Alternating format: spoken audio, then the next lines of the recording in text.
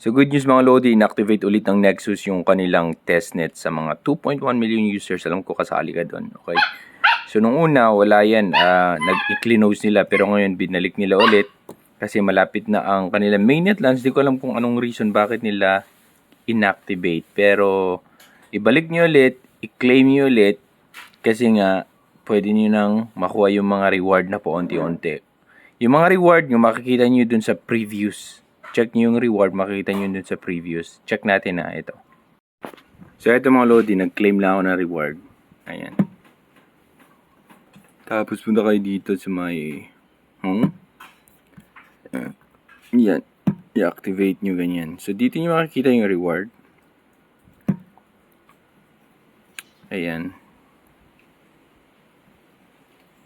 Previews. So makita nyo yung reward nyo dyan. DevNet next. Ayan. Yan lang sa akin.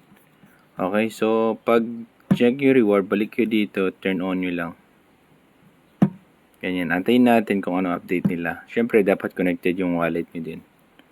Ayan pa yung sa ngayon, yan yung nakukuha ko.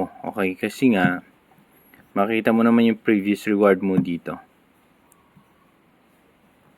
Previews. Tap nyo lang. Yan. Yan.